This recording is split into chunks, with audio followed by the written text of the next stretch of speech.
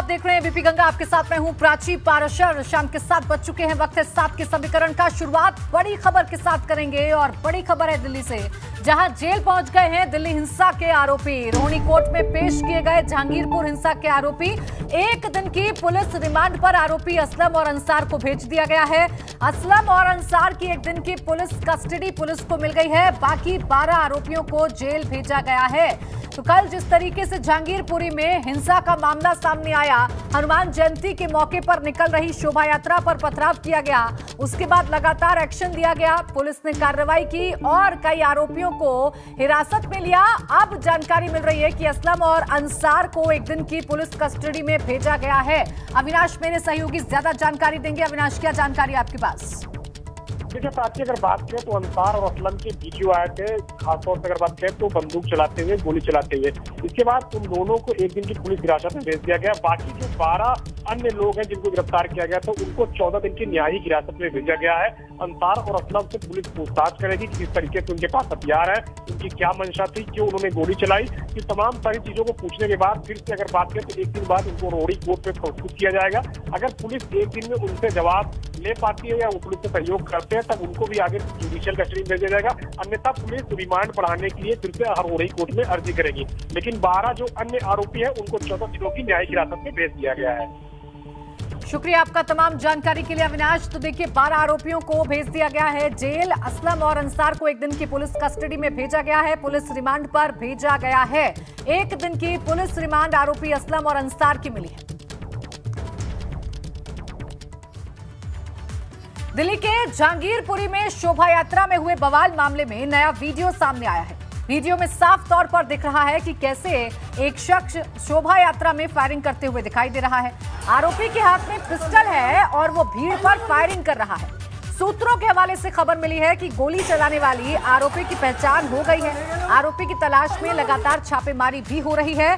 ये उम्मीद जताई जा रही है कि उसे जल्द ही गिरफ्तार किया जाएगा। अभी तक 14 आरोपियों को गिरफ्तार कर लिया गया है। और अब ये जो शख्स आपको नीले कुर्ते में नजर आ रहा है, ये देखिए कैसे बेखौफ अंदाज में पिस्टल से फायरिंग करता हुआ नजर आ रहा है। इसकी पहचान कर ली गई है इस वीडियो के सामने आने के बाद, और अब इसकी तलाश में लगातार छापेमारी की जा रही है। और उम्मीद ये है कि ये उपद्रवी भी जल्द ही पुलिस की गिरफ्त में होगा, जो कि दहशत का माहौल पैदा करने की कोशिश कर रहा है।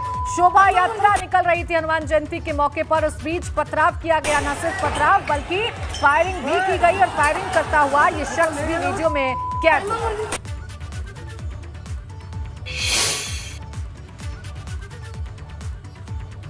शनिवार को हनुमान जयंती के मौके पर दिल्ली के जहांगीरपुरी इलाके में शोभा यात्रा पर हुए हमले की घटना पर अयोध्या के संतों में भारी नाराजगी है। संतों ने हनुमान जयंती शोभा यात्रा पर हमला करने वालों पर सख्त कार्रवाई की मांग की है। रामलला के मुख्य पुजारी आचार्य सत्येंद्र दास ने दिल्ली बवाल पर दुख जताते हुए कहा कि किसी भी धार्मिक यात्रा पर फूल बरसाए जाते हैं, लेकिन दिल्ली में धार्मिक यात्रा पर पत्थर बरसाए जाते हैं। राम भक्तों के और हनुमान जी के भक्तों के लिए बहुत बड़ा आघात है। उन पर पत्थर बरसाना, जहाँ की यात्रा में जो लोग भी जाते हैं, यात्रा में जो धार्मिक यात्रा होती है उसमें फूल बरसाई जाती है और वहाँ दिल्ली में पत्थर बरसाया जाता है। तो ये दुखद की बात है, ऐसा नहीं होना चाहिए।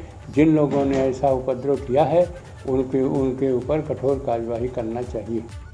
बांग्लादेशी मुस्लिम उस क्षेत्र में रहते हैं जिस क्षेत्र में पथराव हुआ है, तो एक बात तो ये निश्चित करनी होगी सरकार को कि जवाबदेही तय करनी होगी कि दंगाइयों के लिए इस देश में कोई स्थान नहीं है। जिस प्रकार से उत्तर प्रदेश सरकार ने, योगी सरकार ने संपूर्ण रूप से दंगा करप्शन को मुक्त करके आज उत्तर प्रदेश पूरे देश में एक नया कीर्तिमान स्थापित कर रहा है, मुझे लगता है कि ठीक इसी प्रकार से पूरे देश में एक कानून लागू करना होगा। अलीगढ़ कोतवाली थाना क्षेत्र के मानिक चौक में देर रात कुछ शरारती लोगों ने मस्जिद पर पथराव कर दिया। वहां मौजूद लोगों का कहना था कि कुछ लड़के आए और मस्जिद पर पत्थर फेंकने लगे। वे लोग नमाज पढ़ने का विरोध कर रहे थे। सूचना पर पुलिस फोर्स मौके पर पहुंच गई और पूरे मामले की जांच कर रही है। सीओ मोहसिन खान का कहना है कि आसपास के सीसीटीवी फुटेज चेक किए जा रहे हैं। आरोपियों के खिलाफ कानूनी कार्रवाई की जाए। सूचना प्राप्त हुई, पुलिस मौके पर पहुंची है, जांच की जा रही है। सभी बिंदुओं पर देखा जा रहा है, आसपास के सीसीटीवी फुटेज भी जांचे जा रहे हैं। जो भी जिन भी व्यक्तियों ने ऐसा कृत्य किया उनके खिलाफ वैधानिक कार्रवाई की जाएगी। तहरीर जैसे प्राप्त होगी उस हिसाब से वैधानिक कार्रवाई की जाएगी। उधर कानपुर में विश्व हिंदू परिषद दुनिया का सबसे बड़ा राम महोत्सव का आयोजन करवा रही है। राम उत्सव कार्यक्रम में भगवान राम के 6000 स्वरूप पहुंचे हैं, तो उनके सेवक बजरंग बली भी मनमोहक स्वरूप देखने को मिल रहा है। कई जिलों से आए भगवान राम और बजरंग बली के स्वरूप राम उत्सव कार्यक्रम की शोभा बढ़ा रहे हैं। ऐसे में उनसे बात की है हमारे सहयोगी रतीश त्रिवेदी।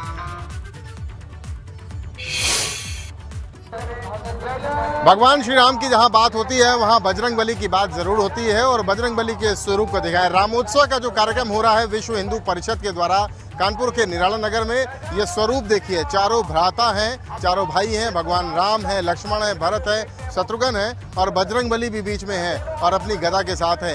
ये मनमोहक तस्वीरें रामोत्सव कार्यक्रम से निकल करके आ रही हैं। इनसे बात कर लेते हैं। सबसे पहले बजरंग बली से बात करेंगे। क्या आप बताइए, क्या नाम है?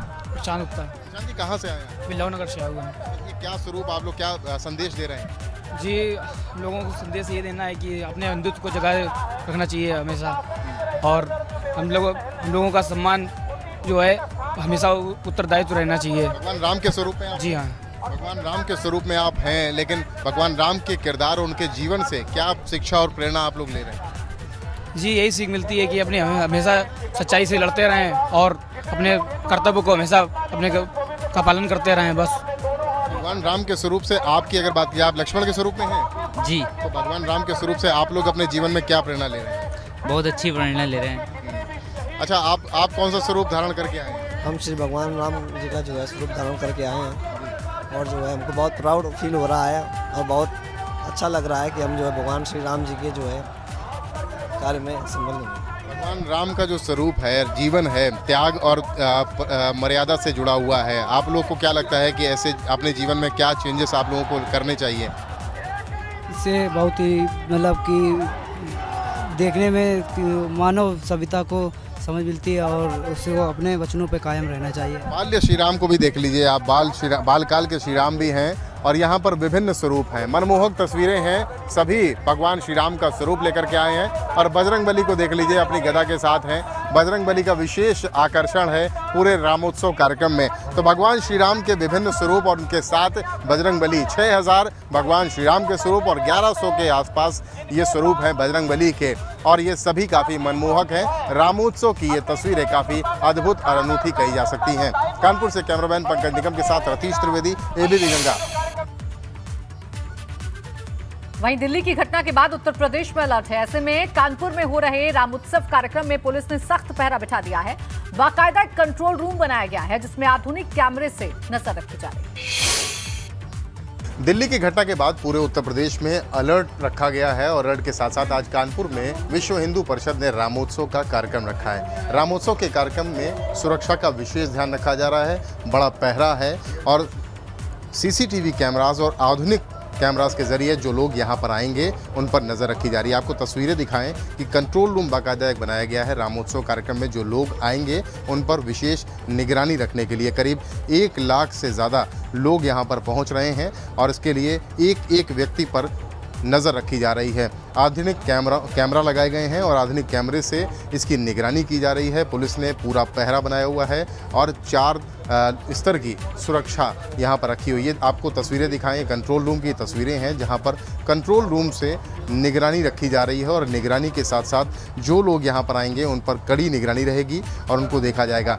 सुरक्षा के लिए अगर बात की जाए तो 4 पीएसी की बटालियन यहाँ पर तैनात की गई हैं। चूँकि ये सबसे बड़ा भव्य कार्यक्रम कहा जा रहा है रामोत्सव का, विश्व हिंदू परिषद के द्वारा ये सबसे बड़ा कार्यक्रम है और देश में अन्य शहरों में अब इसके बाद इस तरह के आयोजन होंगे, लेकिन यहाँ पर 6000 स्वरूप भगवान श्री राम के पहली बार किसी जगह पर लाए गए हैं एक साथ। इसके अलावा 1100 स्वरूप बजरंगबली के यानी हनुमान जी के स्वरूप रहेंगे। ये वो एक कंट्रोल रूम है जहाँ से पुलिस अपनी नज़र रखेगी। ज्वाइंट सीपी आनंद प्रकाश तिवारी भी यहाँ पर हैं जो खुद मौके पर मौजूद हैं। सभी अफसर यहाँ पर मौजूद हैं और सभी अफसर पूरी तरह से निगरानी कर रहे हैं। ज्वाइंट सीपी आनंद प्रकाश तिवारी हमारे साथ हैं, उनसे बात कर लेते हैं। सर, सीधे आपसे जानना चाहेंगे कि सुरक्षा का क्या इंतजाम किया गया? देखिए, यहाँ पे इस ग्राउंड को पहले भी हमने यहाँ पे काम किया है और ग्राउंड की जो जोग्राफिकल कंडीशन है उसके हिसाब से हमने यहाँ पे प्लानिंग और उसी के हिसाब से स्ट्रैटेजी फाइनलाइज की। यहाँ पे हमने मल्टी लेयर अप्रोच रखा है। हमने सुरक्षा के 3 लेयर बंदोबस्त,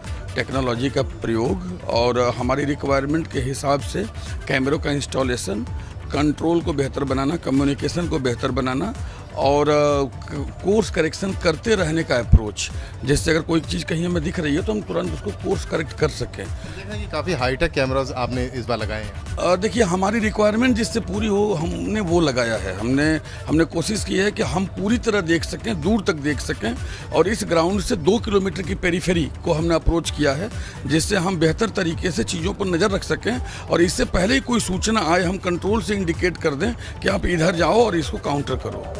किसी भी तरीके की अप्रिय घटना से निपटने के लिए पुलिस ने पूरी तरह से इंतजाम कर रखे हैं और सुरक्षा के व्यापक प्रबंध किए गए हैं। कानपुर से कैमरामैन पंकज निगम के साथ रतीश त्रिवेदी, एबीपी गंगा। विधानसभा चुनाव में हार के बाद सपा अध्यक्ष अखिलेश यादव को पार्टी के अंदरूनी कलह से दो चार होना पड़ रहा है, जहां पर खासतौर से पार्टी के मुस्लिम नेताओं ने अखिलेश यादव के खिलाफ मोर्चा खोल दिया है। और ये दौर तब शुरू हुआ जब चाचा शिवपाल की नाराजगी के बाद आजम खान के कुनबे ने भी अखिलेश यादव की मुखालफत कर साफ कर दिया।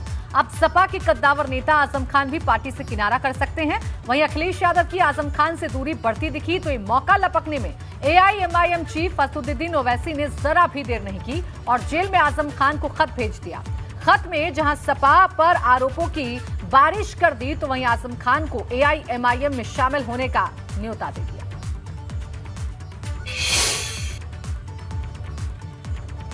आजम खान को एआईएमआईएम में शामिल होने के लिए न्योता वाली चिट्ठी पार्टी के प्रवक्ता मोहम्मद फरहान ने लिखी है।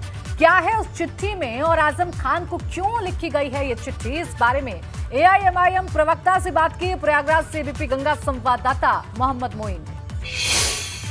पार्टी के प्रदेश प्रवक्ता मोहम्मद फरहान ने आजम खान को एक चिट्ठी भी लिखी है। सीतापुर जेल ये चिट्ठी भेजी जा रही है जिसमें आजम खान से पार्टी में शामिल होने की अपील की जा रही है। फरहान हमारे साथ हैं, हम उनसे बात कर लेते हैं। बताइए, क्यों न्योता दे रहे हैं आजम खान को, क्यों उनको पार्टी में शामिल कराना चाहते हैं? आजम खान साहब हमारे बड़े भाई हैं और असदुद्दीन ओवैसी साहब के भी बड़े भाई हैं। वो पार्टी परिवार के सदस्य हैं, तो क्या नाम है, वो आएंगे तो हमारे लोगों के लिए बड़ी खुशी की बात होगी और मुझे उम्मीद भी है कि वो ज़रूर आएंगे। जब जी चाहे तब आइए, मिलने के लिए कोई दिक्कत नहीं है। तो आपने चिट्ठी लिखी है, 3 पन्ने की चिट्ठी लिखी है, इसके जरिए क्या सीधे तौर पर न्योता दे रहे हैं कि वो आए एमआईएम में शामिल हो? देखिए, इस चिट्ठी में 2 बातें हैं। एक तो आजम खान साहब को तमाम अखिलेश यादव की तमाम षड्यंत्र से अवगत कराया गया है कि उन्होंने क्या क्या आपके बारे में षड्यंत्र किया है। उस षड्यंत्र से हमने इन 3 पन्ने की चिट्ठी में अवगत कराया है कि इन 26 महीने में अखिलेश यादव ने अंदर खाने आपके लिए किस तरीके से आपको ख़त्म करने के लिए क्या प्लानिंग की। कोई प्लानिंग एक दिन की नहीं थी, ये चिट्ठी में अवगत कराया गया। दूसरी बात ये है कि हम चाहते हैं कि आजम खान साहब जल्द से जल्द पार्टी में आएँ। ये बताइए, आप लोगों का जेल जाकर मुलाकात करने का भी कार्यक्रम है, क्या ओवैसी साहब भी जेल जाएंगे या उनके परिवार जाकर परिवार वालों से बातचीत करेंगे? वो खुद क्या उनको न्योता देंगे? अच्छा, ओवैसी साहब क्यों नहीं जेल जा सकते या क्यों नहीं उनके परिवार में जा सकते? ओवैसी साहब उनके छोटे भाई हैं। आजम खान साहब को अपना बड़ा भाई मानते हैं, अपना सरपरस्त मानते हैं, अपने वालिद का दर्जा देते हैं, तो क्यों नहीं मिल सकते हैं? बिल्कुल मिलने जाएंगे, समय आने दीजिए, सब कुछ आपको एकदम क्लियर रहेंगी और पार्टी एक डेलीगेट भी भेजेगी। समाजवादी पार्टी से नाराज़गी है, क्या आप लोग उस नाराज़गी को सियासी तौर पर कैश कराने की कोशिश? देखिए, समाजवादी पार्टी तो मुस्लिम विरोधी पार्टी है। अब हम लोग फावड़ा लेके बैठे हुए हैं, समाजवादी पार्टी की कबर खोद के रख देंगे। जिस दिन आजम खान साहब पार्टी छोड़ देंगे इंशाअल्लाह ताला, उसके बाद अखिलेश यादव चेयरमैनी का चुनाव नहीं जीत पाएंगे। ये इस बात का चैलेंज करता है। आप इससे बड़ी बात और क्या हो सकती है कि मौत और ज़िंदगी की जंग लड़ने के बाद जब वेदांता अस्पताल से सीतापुर जेल आजम खान साहब गए, आज तक अखिलेश यादव सीतापुर जेल आजम खान साहब से मिलने नहीं गए। इससे बड़ी बात और क्या हो सकती है? पर मोहम्मद फरहान जिन्होंने चिट्ठी लिखी हुई है, उनका यह दावा है कि जो कोई कदम वो उठा रहे हैं वो असदुद्दीन ओवैसी की जानकारी में है और जल्द ही पार्टी के कुछ नेता, जिसमें खुद ओवैसी भी शामिल हो सकते हैं, वो सीतापुर जेल जाएंगे, आजम खान से मुलाकात करेंगे और उन्हें पार्टी में शामिल होने का औपचारिक तौर पर न्योता भी देंगे। कैमरामैन रोहित श्रीवास्तव के साथ मोहम्मद मोइन, एबीपी गंगा, प्रयागराज। और आइए आपको ये बताते हैं कि एआईएमआईएम की ओर से आजम खान को जो चिट्ठी भेजी गई है उसमें लिखा क्या है। इस चिट्ठी में आजम खान को AIMIM में शामिल होने का न्योता दिया गया है। 3 पन्नों की चिट्ठी में समाजवादी पार्टी पर बड़े आरोप लगाए गए हैं। लिखा गया है कि सपा मुसलमानों की हमदर्द नहीं है, सपा मुसलमानों का इस्तेमाल सिर्फ वोट बैंक की तरह करती है।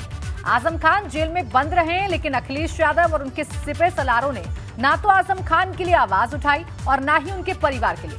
चिट्ठी के जरिए आजम खान से जेल में मिलने का वक्त भी मांगा गया है। लिखा गया है कि इजाजत मिलने के बाद AIMIM के बड़े नेता जेल में पहुंचकर आजम खान से मुलाकात करेंगे। AIMIM के प्रवक्ता मोहम्मद फरहान ने आजम खान को चिट्ठी लिखी है, जिसके लिए असदुद्दीन ओवैसी ने उन्हें इजाजत दी है, जिससे साफ है कि यूपी में जमीन तलाश कर रही ओवैसी की पार्टी चाहती है कि आजम खान उनके साथ आ जाए। वहीं ये मौका उन्हें इसलिए मिला है क्योंकि आजम खान और उनके परिवार की दूरी सपा अध्यक्ष अखिलेश यादव के साथ बढ़ती जा रही है। लखनऊ में मुख्यमंत्री योगी आदित्यनाथ ने आज गंगा समग्र कार्यकर्ता सम्मेलन में शिरकत की। इस दौरान सीएम योगी का कार्यकर्ताओं ने सम्मान भी किया। मुख्यमंत्री योगी आदित्यनाथ ने अपने संबोधन में कहा कि आज नमामि गंगे परियोजना में यूपी पहले स्थान पर है। सीएम योगी ने इसका पूरा श्रेय प्रधानमंत्री नरेंद्र मोदी को दिया।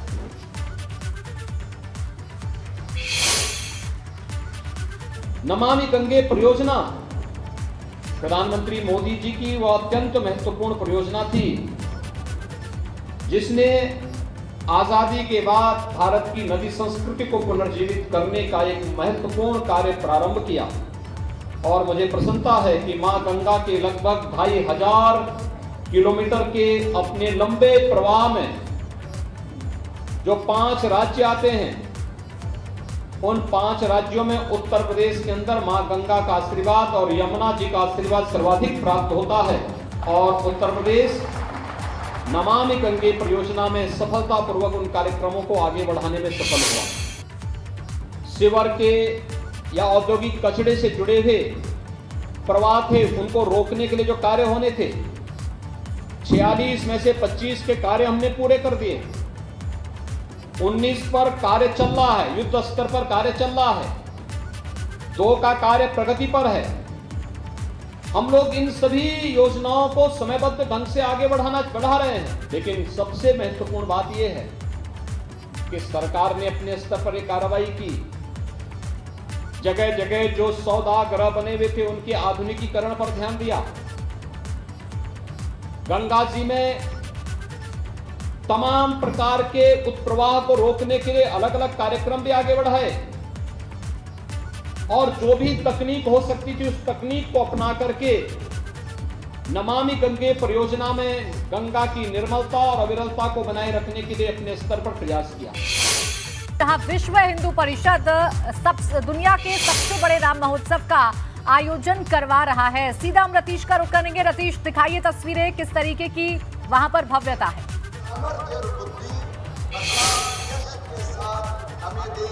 बिल्कुल सीधे आपको तस्वीरें दिखाते हैं। विश्व हिंदू परिषद के अंतर्राष्ट्रीय महामंत्री मिलिंद पांडे इस वक्त मंच पर बोल रहे हैं। साध्वी रितंबरा मंच पर हैं और डॉक्टर रामविलास वेदांती मंच पर हैं। भैयाजी जोशी मंच पर हैं और लगातार जय जय श्री राम के नारे यहाँ पे लग रहे हैं। रामोत्सव का कार्यक्रम है और रामोत्सव के कार्यक्रम की तस्वीरें आपको दिखाएं। भगवान पुष्पक विमान की जो मनोरम तस्वीर है वो आपको दिखाएं। 3D टेक्निक से बनाया गया ये पुष्पक विमान दुनिया का सबसे बड़ा पुष्पक विमान बताया जा रहा है। और उसके ठीक पीछे ये भगवान के स्वरूप, भगवान श्री राम के 6000 स्वरूप जो 6000 प्रखंडों से आए हुए हैं, गांव बस्तियों से आए हैं, वो बैठे हुए हैं। और उन्हीं के साथ 1100 बजरंगबली यानी हनुमान जी के भी स्वरूप यहाँ पर आए हैं। बड़ा ही भव्य और मनोरम दृश्य है, भव्यता दी गई है इस कार्यक्रम को। और जो कानपुर प्रांत है विश्व हिंदू परिषद का, जिसमें 21 जिले सम्मिलित होते हैं, वहाँ से ये लोग आए हुए 1 लाख के करीब की संख्या में लोग यहाँ पर पहुँचे हैं। और जो डॉक्टर रामविलास वेदांती है, साध्वी रितंबरा है, मिलिंद पांडे हैं, और इन सब के वक्तव्य को, बयानों को सुनने यहाँ पर पहुँचे हुए हैं। कार्यक्रम अभी भी चल रहा है और लगातार जो भगवान के स्वरूप बनकर आए हैं वो बच्चे और वो युवा बैठे हुए हैं। उनसे जब हमने बात की तो उनका साफ तौर पे कहना है कि भगवान श्री राम का पूरा जीवन सीख देने वाला है, शिक्षा देने वाला है और त्याग और मर्यादा की वो प्रतिमूर्ति रहे हैं। और इससे इसी चीज़ को वो जानते हैं। और विश्व हिंदू परिषद और संघ की यह कोशिश है कि वो हर घर में हर हिंदू परिवार में ऐसा उनका कहना है कि भगवान के स्वरूप श्री राम के संस्कारों को बच्चों में ले जाएं और उनमें भरने में कामयाब रहें। श्री राम उत्सव की शुरुआत कानपुर के निरानगर ग्राउंड से हुई है और यहाँ पर भव्य तस्वीरें आपको इस तरफ भी दिखाना चाहेंगे कि ये तस्वीर देखिए, मंच बनाए गए हैं, सांस्कृतिक कार्यक्रम के मंच हैं और 108 साधु संतों को एक मंच दिया गया है जहाँ पर हिंदू धर्म से जुड़े हुए जो पंथ हैं, बौद्ध पंथ है, जैन पंथ है, आर्य समाज है और निरंकार समूह है, तो वहाँ के साधु संतों को भी मंच पर जगह दी गई है और उनको भी बुलाया गया। हिंदू प्रतीक, हिंदू धर्म की जो जातियां हैं, उपजातियां हैं, उनको एक करने, इकट्ठा करने का संदेश है और इसी के मकसद से इस रामोत्सव का आयोजन किया गया है। बहुत ही बड़ा आयोजन है और इस आयोजन में लगातार जो वक्ता है वो अपनी बात को रख रहे हैं। बिल्कुल तस्वीरें भी हम देख रहे हैं, भव्यता के साथ इस कार्यक्रम का आयोजन किया गया है। बहुत शुक्रिया आपका रतीश, हमारे साथ जुड़ने के लिए, तस्वीरें दिखाने के लिए।